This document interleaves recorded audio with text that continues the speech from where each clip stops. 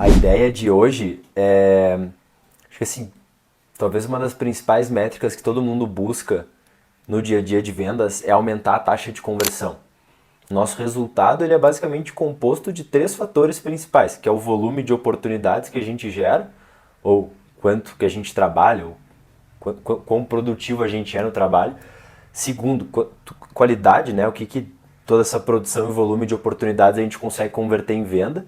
E aqui entra muito na nossa qualidade, na nossa técnica. E terceiro, o ticket médio, né? Como que a gente consegue cada vez mais vender coisas num ticket maior. O meu objetivo aqui hoje é passar 10 dicas que elas são muito práticas, mas elas não são tão simples de serem executadas e elas não são dicas tão óbvias.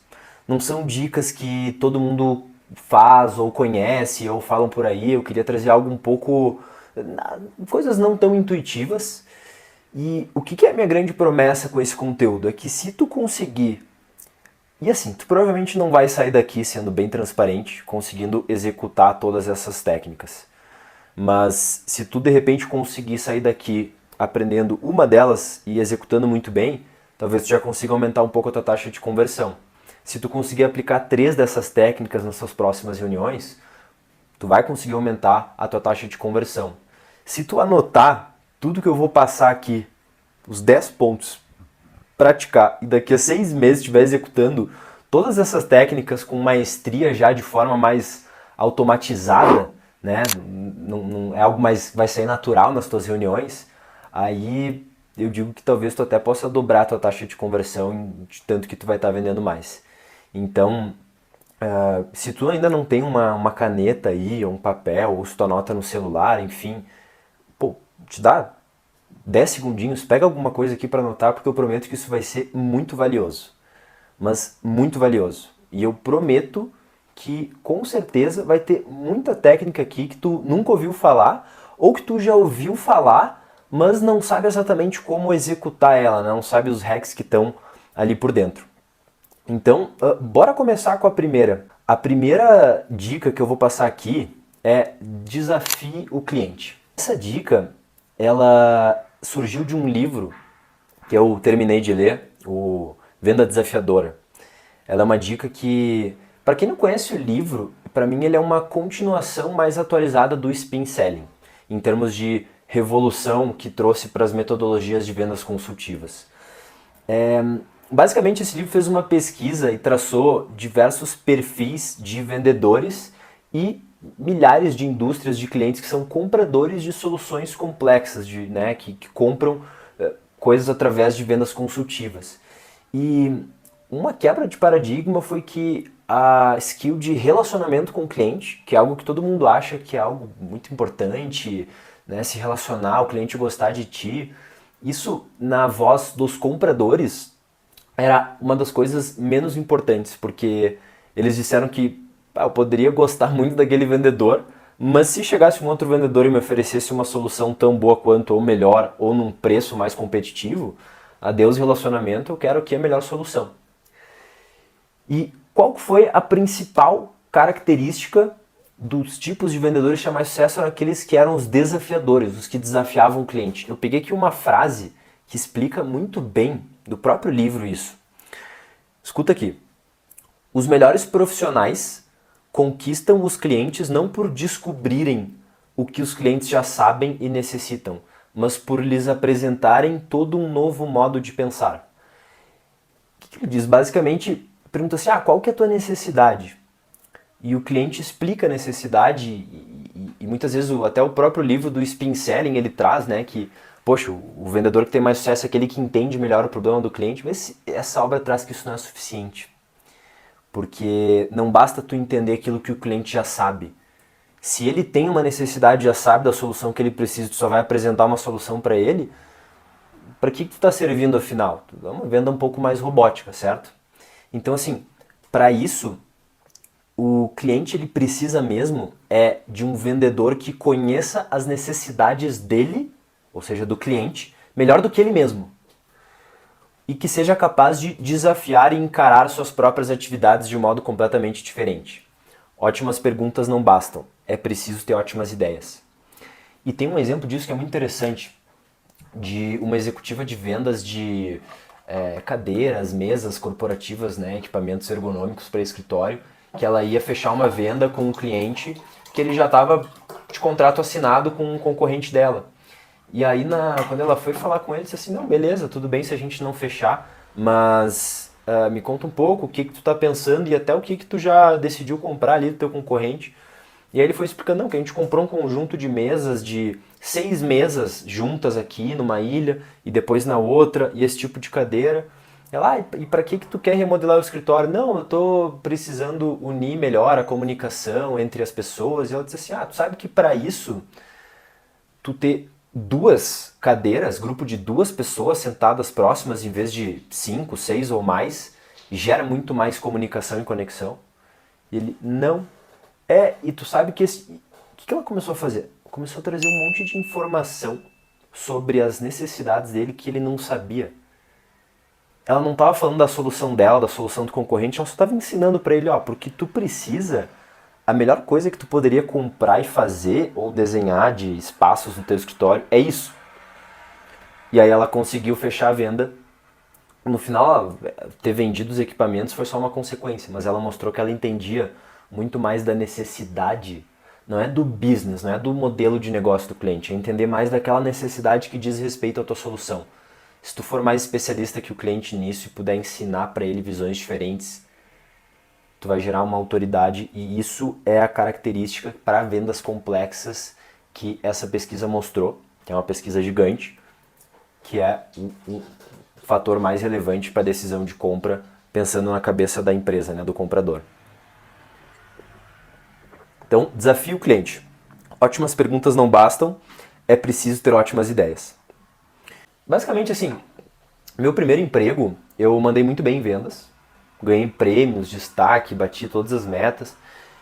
Saí da empresa, cheguei numa empresa gigante de 1000 funcionários, a RD, e achei que eu ia chegar chegando e nos primeiros 4 meses eu não bati meta. O que acontece? Vocês sabem que para vendedor ficar 4 meses sem bater meta, risco de desligamento, né? As empresas não mantêm vendedor que fica muito tempo sem bater meta. Eu comecei a me desesperar por um tempo, até que eu consegui chegar num plano de ação. Eu percebi que eu tinha 2 caminhos, né? Eu podia ficar chorando ou eu podia entender o que eu estava fazendo de errado e melhorar. E eu falei com uma pessoa que mudou minha vida, porque ela me provocou para criar um plano de ação. Eu peguei os 3 melhores vendedores, eu escutava todas as calls deles, segunda a sexta, todo dia. Teve um deles que quando descobriu que eu estava escutando as calls dele, ele se ofereceu para me mentorar e a gente começou toda sexta-feira a fazer mentoria. A gente fazia uma simulação de roleplay. Deu 1 mês fazendo isso, literalmente. No primeiro mês que eu estava fazendo, eu bati meta. Segundo, meta. Terceiro, meta. Fui o top performer do semestre. Fui promovido, no outro semestre também fui o segundo melhor, e aí o resto é história. Por que eu tô te contando isso? Tu percebeu a minha mudança de tom de voz quando eu tava contando essa história? Essa é a segunda dica. Domine o jogo de tom de voz. Muita gente fala de tom de voz. Qual é o tom de voz ideal? Não sei. Eu vou dar uma dica que pra mim ela serve muito, que é para tua fala ser interessante, e é isso que eu fiz. Tu muda o tom de voz ao longo da tua fala. Eu tava começando sério, com tom de voz baixo, fazendo pausas. E depois eu comecei a falar assim, quando a história começou a mudar, e gesticular, e falar mais alto, e falar mais rápido, e às vezes depois eu posso fazer uma pausa de novo. Então, tenta não manter o tom de voz dinâmico, constante. Desculpa, dinâmico sim, constante. Por exemplo, tu vai fazer uma apresentação, tem horas que tu tem que falar com energia, com disposição. Tem horas que tu quer prender um pouco mais a atenção para um ponto importante, tu faz uma pausa e começa a falar mais devagar e mais baixo. E aí isso prende a atenção. Então, domina o tom de voz. E junto com o tom de voz, tem uma outra técnica, que é a terceira que eu usei, que é muito persuasivo para a apresentação, que é o storytelling. Então, Todo mundo fala de storytelling. Isso, para mim, é uma coisa mais comum de ser ouvida. Mas eu nunca aprendi, de fato, como usar storytelling. Tá, beleza, sei que eu tenho que contar história, mas como é que eu conto uma história? E eu vou te trazer aqui a mesma coisa que a Disney faz para criar as melhores histórias que já existiram. Primeiro, pessoas se conectam emocionalmente com pessoas, não com empresas. Então, quando tu está vendendo para uma empresa, tu vai contar a história, digamos, tu está vendendo para o CEO de uma empresa, tu vai contar a história de um outro CEO que tinha características parecidas com esse CEO que tu está vendendo. Tu vai falar o nome dele. Tu não vai falar sobre tu vai falar sobre a pessoa. E ele vai se conectar com a pessoa. Então, o primeiro ponto é, histórias são sobre pessoas, tenta personalizar o teu storytelling e tem que ter, primeiro, um personagem, que é essa pessoa, tem que ter um cenário, que é qual que é a situação dessa pessoa atual. Isso já pode conectar muito com a situação que a pessoa com quem tu está contando a história está trazendo. Essa pessoa, esse personagem, ele tem que ter um sonho. Outra coisa, então, personagem, qual o cenário dele, qual que é o sonho que essa pessoa tem. Ele tem que ter um obstáculo para atingir esse sonho. Se tu for olhar todas as histórias da Disney, tu tem um personagem, conecta com ele, tem um sonho que ele quer atingir, tem um obstáculo, que é a drama da história, que está impedindo. E ele tentava tal coisa e não dava certo, e ele tentou aquilo, até que um dia, então é com o obstáculo que a gente cria drama, e como que a pessoa superou, né? Qual foi essa virada de chave, e principalmente quais foram os resultados, ou qual o cenário futuro que ela ficou depois de ter passado por toda essa história. Isso aqui, a gente fala que vendas tem o lado lógico e o lado emocional. Tu não pode vender só para um dos dois. Em geral, as pessoas falam de características do produto, funcionalidades de uma tecnologia, mostra dados, coisas técnicas e deixam de ativar o lado emocional do cliente. Então, use storytelling para isso, do jeitinho que eu passei. Tá? Outra coisa legal do storytelling é que tu vende sem parecer que tu tá vendendo. Então, a pessoa, primeiro, ela prende atenção mais se tu contar a história e, tipo, ela tá se envolvendo com a história e, na prática, por trás tu tá vendendo, mas sem tá vendendo. Então, as pessoas não gostam de sentir muitas vezes que elas estão sendo vendidas. E storytelling ajuda muito para naturalizar, vamos dizer assim, essa venda. Tá anotando aí, então, desafie o cliente, domine o jogo de tom de voz, use storytelling. Essa aqui é muito legal. Antes de comprar a tua solução, o cliente tem que comprar a solução. Como assim? Eu peguei uma frase também aqui legal sobre isso, que é... Eu anoto as frases para falar mais bonito na hora, senão a gente esquece, não usa as melhores palavras. Escuta essa frase. Não se trata de como a vida dos clientes seria melhor se eles comprassem o que tu está oferecendo. Que é o assunto que a maioria dos vendedores tenta falar, né? Mas sim sobre como a sua vida seria melhor se eles simplesmente agissem de outra forma. Então, é mais sobre o cliente agir diferente do que comprar diferente. Tu tem que pensar na tua venda como quando tu vai vender a ideia para o cliente, tu antes vende a estratégia. Não é a tua solução, é qual que é o tipo de solução, como que ele deveria solucionar o problema dele. Como que tu já viu outras pessoas ou outras empresas fazendo. E quando ele entender sobre essa estratégia, quando ele entender, entendi que esse é o tipo de solução que eu preciso, aí tu fala da tua solução. Aí tu entra por que tu é o melhor para resolver aquilo. Mas antes tu precisa vender a ideia, a solução. Domine uma metodologia. Isso aqui vale para todas as áreas da tua vida. Imagina se tu está tentando fazer uma dieta low carb junto com um jejum intermitente e outra dieta paleo. Tá aplicando 3 dietas diferentes. Frankenstein? Não dá certo. Eu acredito que todas essas 3 dietas podem dar muito certo, mas tu precisa dominar muito bem uma delas e seguir à risca. Então, com vendas não é diferente. Domina muito bem uma metodologia, principalmente se as tuas reuniões elas são muito diferentes, muitas vezes não tem um foco, tu não consegue extrair as melhores informações. Estuda muito bem uma metodologia e domina muito bem ela. Quer ver outro exemplo do xadrez? Eu sou viciado em jogar xadrez. Se tu estuda muito bem uma abertura de brancas e uma defesa de pretas no xadrez, tu começa a... Tu sobe 300 de rating de nível muito fácil, porque tu domina muito bem uma abertura. Então tu joga no... minha preferida é o spin selling, se eu fosse te recomendar uma. E depois de dominar uma metodologia, eu vou engatar com uma outra que ela é um pouco contraditória com o domínio de uma metodologia. Ela não é contraditória, mas elas andam muito juntas e tem que ter cuidado, porque ter uma boa conversa é mais importante que aplicar uma metodologia na risca.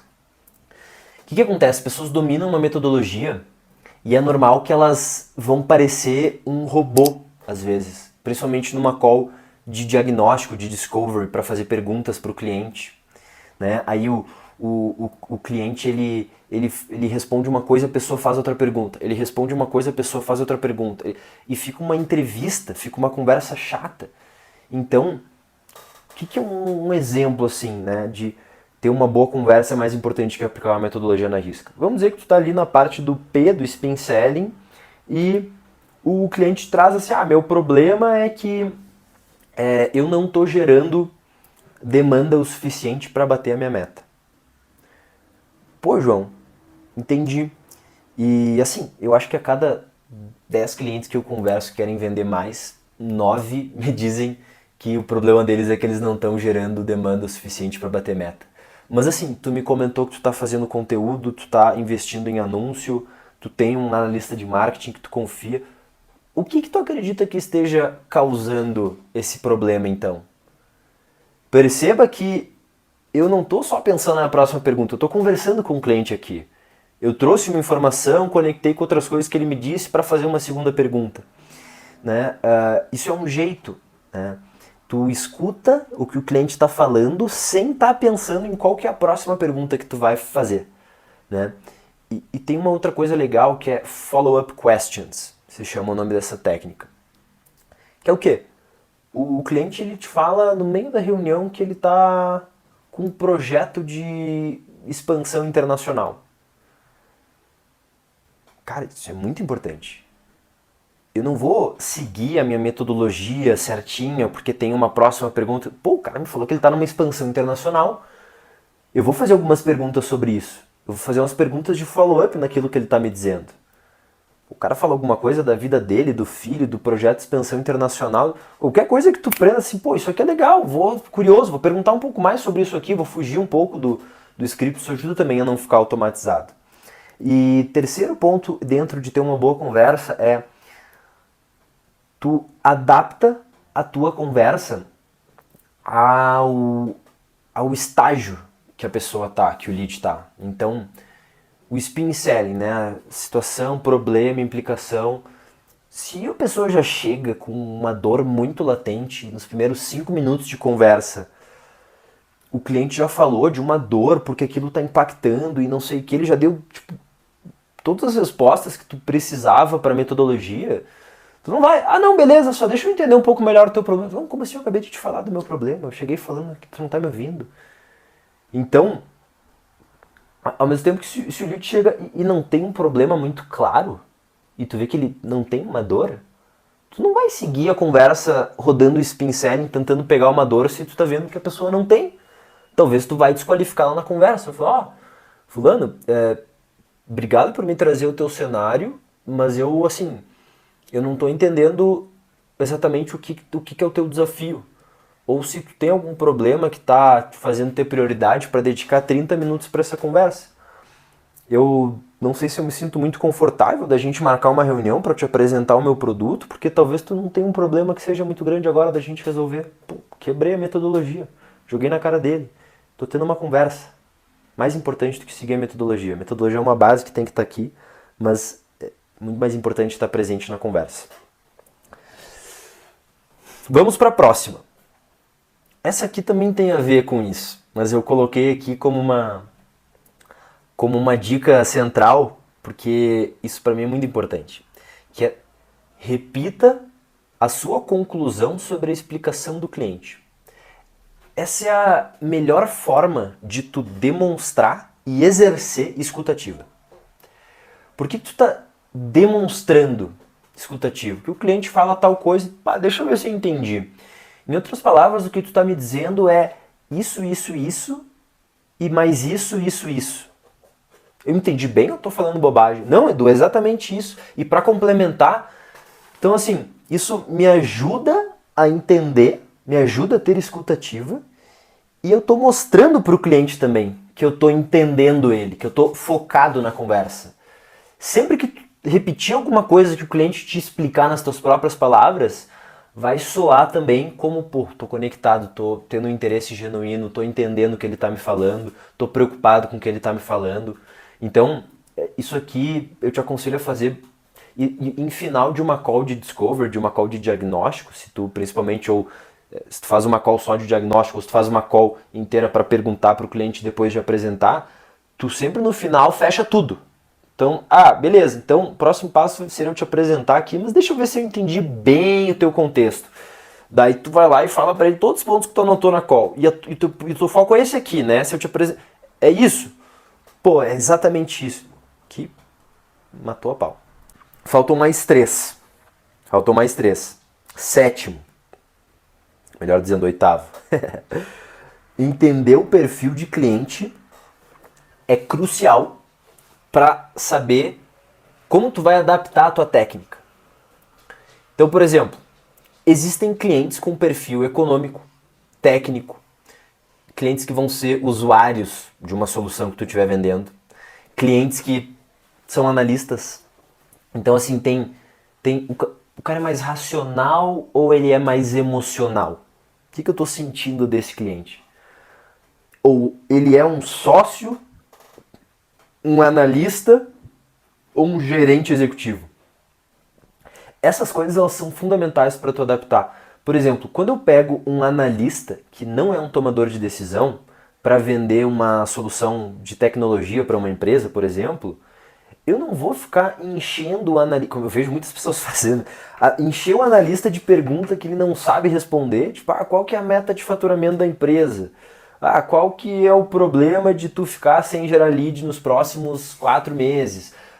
Assim, quais são o quanto de números assim que ele não vai saber? Então, quando eu pego um analista, qual que é o meu principal objetivo com o analista? Não é nem vender, porque ele não toma decisão de compra. Claro, ele tem que estar comprado com a ideia, né? Não vou deixar de... Mas o meu principal objetivo com ele é fazer ele confiar em mim para me conectar com alguém que é tomador de decisão. Essa é a primeira barreira que eu tenho que passar com o analista. E por isso, às vezes o analista, eu faço uma call de 30 minutos para entender o problema dele e eu dedico metade dessa call gerando conexão com ele. Pô, dando risada, entendendo os sonhos de carreira dessa pessoa, o que ele está achando de trabalhar para aquela empresa, o que ele está querendo melhorar, dou bola para ele, assim, demonstro assim muito. Se eu pego um dono de uma empresa, eu vou muito mais assim, tipo, cara, como que esse problema tá te fazendo perder dinheiro, ou o que tu poderia, né, falo de business, né, desafio ele.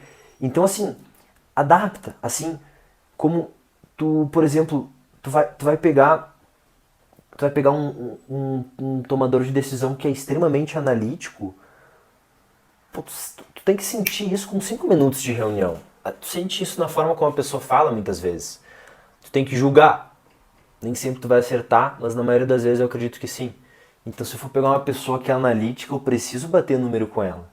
Eu preciso mostrar qual foi o ROI de outras empresas que adaptaram a estratégia que eu estou tentando vender para ele. Eu preciso mostrar quanto dinheiro ele pode perder se ele não agir nos próximos 6 meses. Aqui eu vou ganhar uma pessoa que é analítica. Agora uma pessoa que é emocional, que é mais... Tu sente. Aqui tu vai gastar muito mais tempo contando história, vendendo um sonho, usando palavras bonitas. Tu não vai ser tão objetivo, tu vai ser um pouco mais descolado, a forma como tu vai te portar. Então tu tem que ser um camaleão, tu tem que se adaptar muito bem ao perfil de cliente.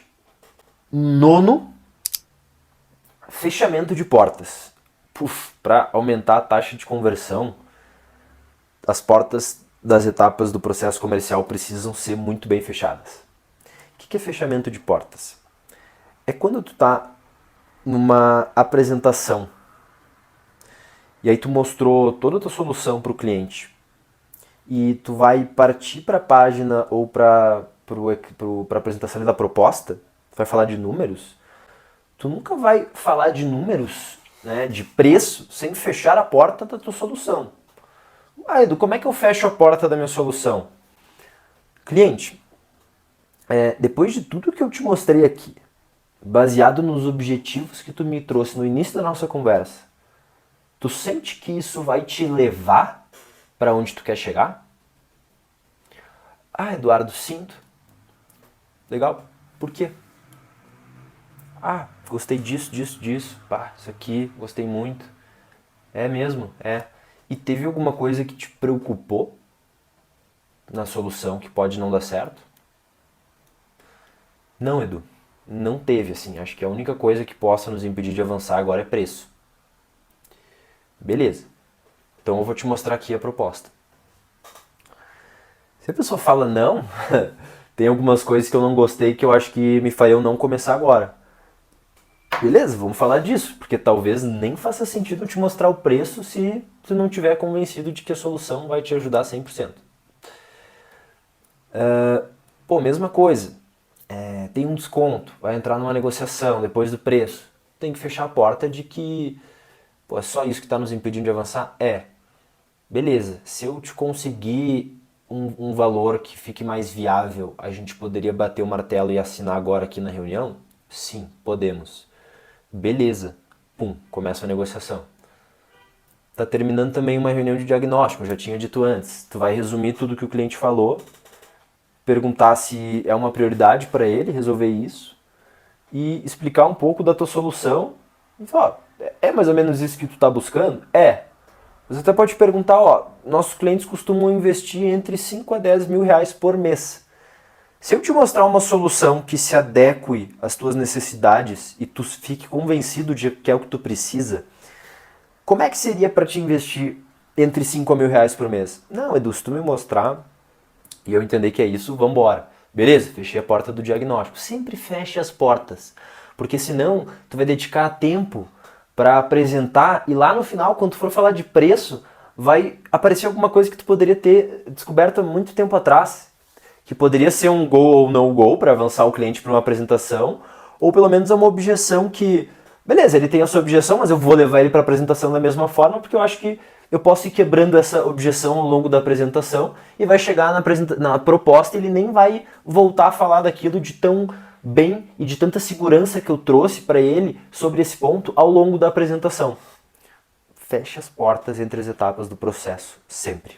E falamos de desafiar o cliente, falamos de dominar o jogo de tom de voz, falamos de storytelling, falamos antes de comprar a tua solução, o cliente deve comprar a solução, a ideia. Falamos sobre dominar uma metodologia, em contraponto falamos que ter uma boa conversa é mais importante do que seguir a metodologia na risca. Repetir a tua conclusão sobre o que o cliente está te explicando nas tuas próprias palavras. Entender o perfil de cliente é crucial para saber como é que tu vai adaptar a tua técnica. Nono, fechamento de portas. E 10º, esse é o que faz o cliente comprar mesmo. O que faz o cliente comprar? Eu estava vendo um vídeo do Flávio Augusto esses dias. Ele estava contando a história, que ele empreendeu. E ele falou muito isso sobre por que as pessoas dão certo empreendendo, né? E ele disse que ele é uma pessoa que se sentia, eu gostei muito da palavra, inconformado com o status quo dele. E normalmente o cliente chega e vendedores mais júniores, eles escutam o problema que o cliente tem e ficam satisfeitos e acham que é o suficiente para levar ele para uma solução. Legal, cara, tem uma necessidade aqui, eu resolvo, vou vender para ele. Só que ter um problema e se sentir incomodado é diferente de estar inconformado com a situação atual. Inconformidade é diferente de incômodo. Então, o que a gente precisa fazer para ter certeza de que, beleza, o cliente até pode não comprar contigo, mas ele vai... Esse é o objetivo principal do diagnóstico, né, das perguntas, é fazer o cliente entrar num nível de conscientização sobre o problema dele ou sobre um objetivo que ele tenha, que ele vai agir. Pode comprar do teu concorrente, mas tu vai deixar ele refletindo sobre como as coisas podem ficar de uma maneira tão acentuada que ele vai tomar uma decisão de compra. Então, qual que é a dica final disso, né? Que é faça o cliente entender o que, na pior das hipóteses, pode acontecer se ele não agir, ou o que vai acontecer na melhor das hipóteses se ele agir.